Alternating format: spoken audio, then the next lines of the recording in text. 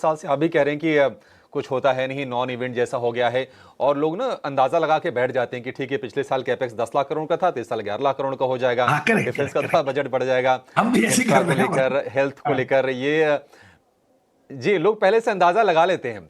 आप कुछ correct. Special सुनना चाहेंगे एक बार इस बार वित्त मंत्री साहिबा से, या फिर कोई नहीं ऐसे मैं एरियाज जहां पर थोड़ा नया इंटरेस्ट आ सकता है?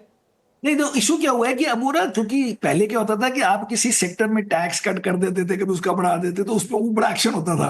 अब वो जीएसटी के आने से ये हुआ है कि आप बजट में ऐसी चीजें तो कर नहीं सकते कि भाई इस सेक्टर को ये हो गया, वो कंज्यूमर ड्यूरेबल का कट गया, इसका बढ़ गया, उसका कट गया, ये सब चीजें तो होती नहीं आजकल ज्यादा। सो इसलिए बजट में, और वैसे भी मैं हर बार हर जगह जाके बोलता हूँ, मैं तो जो वर्ल्ड में होता है उसको कॉपी कर लेता हूँ इंडिया में, उससे मेरी परफॉर्मेंस आई है। वर्ल्ड में कोई बजट की बात ही नहीं होती। कोई यूएस में कौन सा बजट होता है, किसी को पता ही नहीं बजट होता क्या है, अब चले जा रहा है। सो इसलिए मैं उससे रिएक्ट करता हूँ कि कोई अब ऐसा इवेंट नहीं है। लेकिन अगर आपने किसी ने बिग पिक्चर बातें करनी है, सपोज वो कहेंगे हम प्राइवेटाइज कर रहे हैं, या कोई बोले कि हम ये डाइवेस्टमेंट की तो कोई वैल्यू नहीं है, वो तो अपने शेयर है आपने मार्केट में भेज दी, तो उसमें वो थोड़े दिन एक्साइटमेंट होगी, बट फिर लोग कहेंगे लास्ट टाइम भी बोला था फिर कुछ नहीं हुआ, तो इसलिए उसमें वो मतलब उसकी डायरेक्शन मिल जाती है। But those things are not कि आप उसके लिए को बड़ा रिएक्ट करोगे। आप खुश हो सकते हो थोड़ा कि चलो यार ये पीछे प्रोग्रेस चल रही है। मुझे लगता है वो नहीं है। मुझे लगता है जो चीज चाहिए वो है कि इकोनॉमी की जो स्लो डाउन हुई वो हुई है because the policies have been very tight.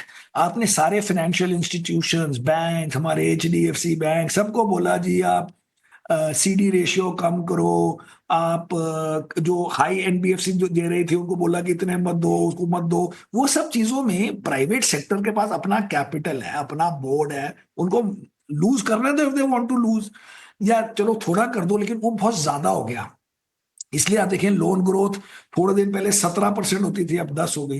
वो हमारे जो हमारा रोना है एचडीएफसी बैंक, उसका एचडीएफसी के साथ मर्जर हुआ, तो उसको वो रिप्लेस करना था। जो एचडीएफसी का डेट कहते हैं जी सीडी रेशियो कर दो 80s में, वो अभी तो उसको आपने इतनी बड़ी कंपनी उसके साथ आ गई तो उसको 5 साल दे देते तो वो भी ठीक हो जाता। तो ऐसे ऐसे करके आपने जैसे जो ये कर रहे थे, जो डिपॉजिट करते हैं बेसिकली ऑनलाइन, तो उसको बोल दिया कि इसमें ये रिस्क है। अब वो risk state bank of India के डिपॉजिट में थोड़ी ना है। वो छोटे बैंक में हो सकता है कि पैनिक होगा तो लोग छोटे बैंक से एकदम ब्रेक करके डिपॉजिट को स्टेट बैंक और एचडीएफसी बैंक की तरफ जाएंगे, उनके ऊपर भी लगा दिया।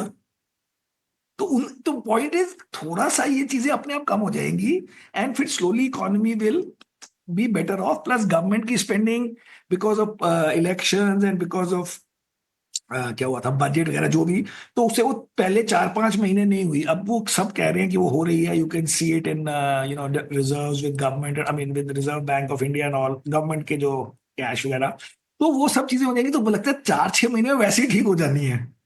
फिर आपका बेस इफेक्ट भी ठीक हो जाएगा, क्योंकि 4 महीने बाद आप लास्ट ईयर के उस वाले क्वार्टर से कंपेयर करेंगे जिसमें गवर्नमेंट स्पेंडिंग बड़ी कम थी बिकॉज ऑफ प्री इलेक्शन। तो ये साइकिल है।